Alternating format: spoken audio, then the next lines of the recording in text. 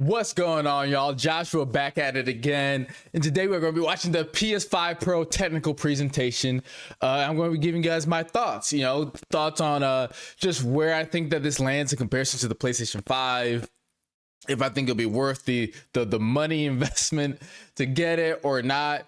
Full bias, I'm a PlayStation guy. That does not mean that I think everything they do is perfect or anything like that. But over the years, overall, between all these different major gaming companies, they have been my favorite. But that being said, guys, that's the bias I got, I guess. But I am excited for this, and I'm gonna let's see what goes down. So here we go. All right, guys. So let's get into some thoughts here. Things they're trying to do: larger GPU, advanced ray tracing, AI driven upscaling. I like that in this demo, they did clearly show all three things, right? They showed all three of these things at work, which is pretty cool. In terms of like just the 28% faster RAM, I like that. I like the idea of that faster rendering, 45%. That's pretty crazy. I just got that the advanced ray tracing was like using these as an example to show like all the reflection. That's kind of dope, actually. I just saw the PlayStation symbols on PlayStation symbols. But they're actually using it to also showcase that. So that's just cool. Either way, that could just be rendered on a PC. So, but yeah, this I think is really cool. The fact like seeing like how much more detail there is super far away from like all the different examples that they gave us was noticeable, and it was impressive. I think probably the biggest thing I'm excited for, guys, is just being able to have the full fidelity of these games, and also having that 60 frames per second. Particularly in Final Fantasy VII Rebirth, it was like hurting my soul to play on performance mode, but I needed to. There's too much going on to not have it in 60 frames per second, but I desperately wanted it to be, just have the full effect. So yeah, that would be cool. I was doing all sorts of like trying to like upscale everything and all that sort of stuff to make it just work good. You know what I mean? But I'll be glad to not have to do any sort of like gimmicks like that when this comes out. Even like just being able to see like come on, that's a clear difference. Especially like here in this like foot, you can see how much more blurry it is. That's pretty dope. Yeah, I think the biggest thing is just like not having to choose between the two modes is pretty big. I would like much faster loading times, which it seems to be that will be the case. I can't remember if it was at like 28% number, that 45% number would apply to that. So you can see like how this window is like affected. How clear the foliage is here is definitely very different than right here. I can see a lot more of the individual leaves and everything. Even this tree back here, so much more. This like wall part here versus this wall part here. The signs are way clearer. Yeah. I will say this isn't a critique, but this is a real thing. If you're not the kind of person who cares, like if you're playing your PlayStation 5 and you're like, this stuff looks great already, like on your current system, maybe you don't need the PS5 Pro, right? For me, for other people trying to get that your higher fidelity, and you really want that like clearness, you hate having to choose between performance mode and the fidelity mode. It seems like they've pretty much solved that problem. I am curious if they will have a form of performance mode that will allow you to get to 120 frames more frequently in games, or like in a lot more games, because right now in the PlayStation 5 there's not that many games. For this much graphical power increase, I feel like that could be the case.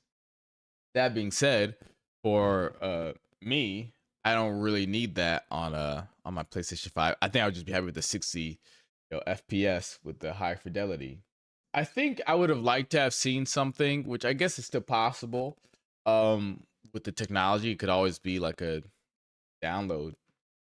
I would have liked to have seen something with like the 3D audio enhancement. Um, Again, I think that's one of those things where the technology is already in the system. It's just a matter of like, additional downloads. Not that it's like not already phenomenal, and kind of comes down to the game. It's like the technology is there. It's just how well the game developers, you know, implement it. Okay, well, like 11, 12 games. Um, yeah, I don't think that's bad, but personally, but I do think a lot of people will be, um, like hurt, will be butt hurt that there's only that many games available. Again, for me, y'all, it's I only have so much time to play games anyways, so I don't need 100 games supported already, and I'm sure that a lot of people, a lot of games will be working to or developers rather will be working to get their game compatible with it. I'm excited to see just a lot of not as graphically intense games just get like 120 frames. I would love that. Like I feel like there's a lot of games out there that just simply aren't like that intense visually, but could just really take off. Um, with this new powerhouse. $700 to me is not bad. Um, I think it's a fair price. Um, for the most part, I think it wouldn't feel as bad if it was more. I mean, it doesn't feel bad, but I think it would feel better if there was like closer to like 20 games. And maybe for some people that's still way too low, but for me, I think if they had closer to 20 games available, or like the PS5 version, PS5 Pro version at launch, I think then it would be a lot more justifiable for some people. I think from everything they showed us, it's anywhere between like what was like 28%, 28% faster RAM. So basically like a quarter to a third like faster RAM. Like 45% like rendering something rather. Let's see here. Yeah, faster rendering 45%.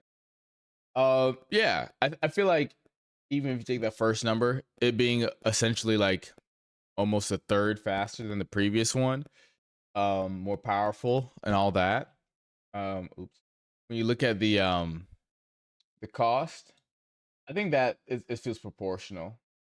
Like if you didn't have a PlayStation 5, um, you would be getting, to me, a proportionally better console, right? Not some like ridiculous um upcharge, right? I think if it was 800, I think that's where they would have lost a lot of people. um I think 600 would have felt like a bargain, but I do feel like 700 feels like a good amount, you know what I mean? Like that's actually um solid. It is interesting, I saw somebody say that it doesn't come with a disk drive. um yeah, it's probably because they made room for the graphical power. That's probably why they don't have a disk drive. They just want to use that extra space for something maybe a bit more meaningful. And guys, the fact of the matter is, I know that there's people still out there buying discs. I myself haven't bought a disc for a game, and I can't remember how long. Honestly, I cannot remember how long. I'm not saying it's a good or a bad thing that we're moving away from discs, but it's a reality. A lot of people would just prefer to just download the game on the PS5 from home, not drive all the way to GameStop or somewhere, then come back. You know what I mean? I think the last game that I played on disc was Returnal because I got it as part of my PS5 bundle. Guys, I'm enjoying what I'm seeing here. I think if they could get more games on the list between now and September, it's less than 2 months away, actually. I do feel like this is a very solid upgrade. I am curious about what some of the comments say. Let's scroll down in comments here. 800 in Europe without a without a effing disk drive is crazy. $700 with no vertical stand and disk drive is insane. It ended so abruptly after the price reveal, like they just threw a flashbang in the room and ran. Year 2029, PS6, $1,500 power cord sold separately. Bold decision by Sony, leaving the comment section enabled after announcing with that price point.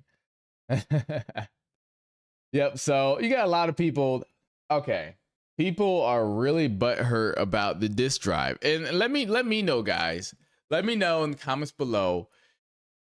How many games have you bought on disc since getting your PlayStation 5? And how many have you just downloaded? Or even in the past like year, how many have you just downloaded straight to your console? And how many have you gone to buy the disc for? Or I guess maybe you could buy them online and get them shipped to you. But how many times have you done that? Because for me personally, the reality is I have a disc on my PlayStation 5, a disc drive, and outside of playing Returnal, I've never used it. Ever. Especially after actually what it was quarantine. Quarantine hit, I didn't want to have to wait for games to ship because shipping was terrible. And ever since then, I never really looked back. A lot of people are upset about no disk drive and the price increase. The fact that, guys, here's the reality, okay? The reality is that a disk drive probably costs a lot less money to put in than some of these GPUs and other stuff, but also takes up a lot more space, right?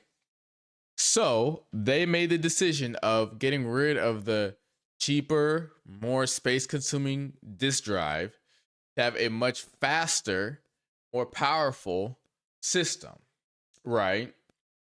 But naturally, having it be 28% faster in this way and 45% rendering that way and all these other graphical improvements, those things cost more money than just a disk drive, right? So yeah, if you look at the base PlayStation 5 with all right, the PlayStation 5 Slim is okay for like 449 in a lot of places, right? That's what we're seeing. 449 about in a lot of places. So the PlayStation 5 is like 500, right? The fact that this is 700, I don't think it's 250 more than the base diskless PlayStation 5 for a lot more graphical power. I'm not going to say, guys, that every dollar to the amount of power is proportionally, equal or anything, but this is a superior system. My question is, what would you guys want the price to be? Right? The PlayStation 5 is a great console. The Slim is a great console, 450 and 500 respectively. Yeah, so for official numbers, 449, 500. Right? What should they price this at for people to not complain about no disk drive? You're focused on the disk drive, but it seems like you're not paying attention to the fact that is way more powerful, over 25% powerful in one respect, and then like 45% faster rendering is like 28% first number. Like, what, you want it to be 600, 550? Like, what do you realistically want it to be? For the amount of graphical power increase this has, I think is very proportional to the cost, right? And the reality of, a lot of people will complain about something like a feature that's lost, even if they never use that feature. The fact of the matter is, for the most part, I never used the disk drive feature. A lot of people bought the Slim because they never used the disk drive feature. So if you bought the Slim for 450, never using that feature, and then they come out with let's say another Slim that was significantly more powerful, should they be the same price? Doesn't really make sense to me, right? It should be more expensive because there's more expensive components in it, right? Another thing I want to point out, and then we'll probably get on out of here. That was a nice $700 PC build promotion. Let me tell you something, guys. people who like talking about PCs and PC master race this and all that sort of stuff, yes, PCs, if built for it, are 100% the most strongest gaming setup you could have compared to consoles, right? Because you are designing it for yourself. Consoles are designed for everybody, right? Meaning that we want to have one very powerful system that can play the majority of games extremely well and is accessible for everybody. It's easier for game developers to design their games with this, graphical power in mind, right? All those sorts of things. To build a PC, I've seen videos like this all the time. To build a PC that's as strong as a PlayStation 5, I think it always costs like $1,000 almost or more, right? Certainly more than 800 to build a 500 PS5, a $500 PS5, right? To build this one, right? I would say it's probably going to cost even more than that, right? The fact of the matter is, guys, there are ways to kind of budget out your PC, right? You can build, some okay PCs, but honestly, if you're trying to play in 4K, right? A lot of these games that they showed us, you can do 4K 30 frames or like a lower resolution for, 60 frames, right? The fact that we'll be able to do 4K at 60 is not easy for a lot of PCs to do without a certain amount of RAM, certain kind of graphics cards, and all that sort of stuff, right? But a lot of people don't understand is that you might be paying $100+ for the case, just depending on the size, right? $100+ for the GPU, a couple hundred. Wait, sorry, $100+ for the motherboard is what I meant to say. A couple $100 for the GPU, right? The CPU is going to cost probably $100+. It all depends, but ultimately, the reality is a lot of people are kind of want to move the goalposts, and all that. Talk about how affordable a PC can be, but also how powerful they can be. And it's not, you can't have both. You either have an affordable PC or you have a master race ultimate one. You know what I mean? But yeah, so generally speaking, guys, I feel like a lot of these people, no disk drive, no disk drive, you know, imagine buying one with a physical copy of Astrobot before finding out that you can't even play the game. That's kind of on, that's just you being dumb at that point, right? And not only that, but you could just return it. But yeah, I do think a stand would be nice. So here's the thing, guys. I'm gonna crash out a little bit. So many people were angry about the PlayStation Portal from the price and like what it gave, but it was an extremely affordable option to play your games on the go, and graphically it made sense. The reality, guys, is this: a lot of people wanted basically a new PSP where you could just download the games, a modern day, basically a Steam Deck for PlayStation or whatever else, right? Whichever ones, the Asus Rogue Ally or whatever all those ones are. But a lot of those ones are like $600, $800, right? Guys, you're complaining about a $700 console that's even more graphically powerful than any of those, right? It comes with the controller, the system naturally as it should. I'm not giving them extra points for that, right? You're complaining that there's not a disk drive and that there's. Do you guys see what I'm trying to say? You guys are. You can't keep moving the goalposts, right? Either you're okay with just digital downloads and stuff like that, and you want that $800 handheld that you can move around, which I guess I'm not. I guess I get it that that's a big bonus of being able to take it with you wherever, but that's still $800, $600, $700 for a lot of those ones, right? So when they give you a very affordable option by way of the PlayStation Portal, a lot of people dog on it. Clearly not enough people because they sold out extremely well. This console is cheaper than a lot of those handhelds, right? That you guys want so badly without a disc, right? Without a disc drive. And yet people are harping on this one, right? I'm not saying that I wouldn't like that stand with it. I would. My PlayStation 5 came with a stand with it. I think that's the least they could have done, right? I would have liked that. I would have liked more games to be ready at launch. And maybe there will be, right? But from what they've shown, this is the guaranteed batch, right? I definitely get that.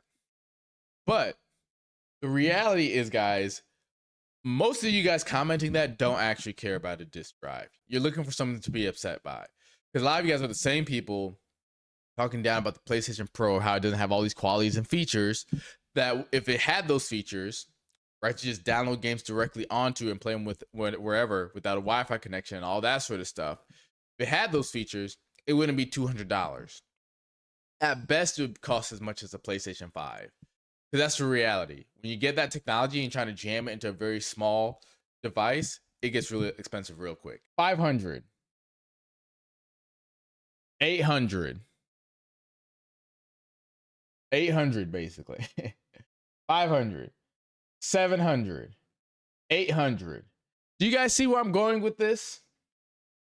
You guys want to pay 700, 800, 500.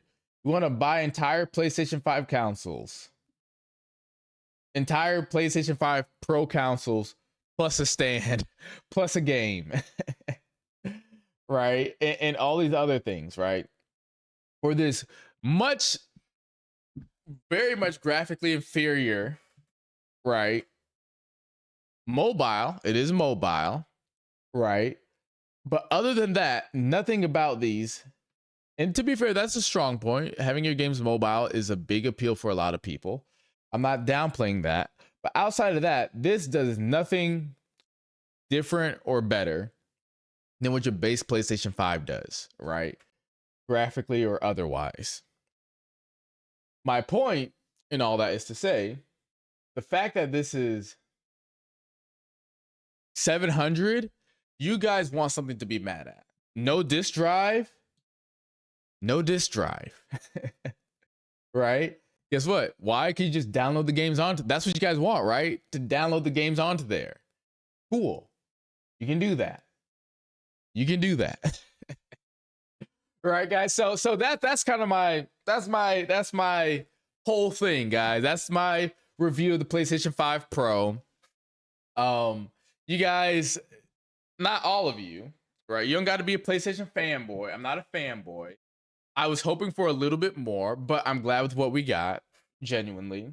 If I was turning my PlayStation 5 in to get a discount, whatever that would be worth, I think it would hurt less, the 700. But again, guys, what's that comment like 2029, which is only 5 years from now, right? PlayStation 6, $1,500. Guys, let's be real. $299, and what was the year? 2002, guys. 22 years ago. 22 years ago, it cost the same as the Nintendo Switch and $200 less than the PlayStation 5. All things considered, guys, I think we can say that's fair. Yeah.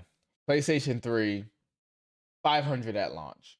Oh, there we go. 400 for the PlayStation 4. So we backtracked. That's good. Then to 500, right? Or 300, 500, 400, 500. Okay. Again, PlayStation 5 is leaps and bounds stronger than the PlayStation 4.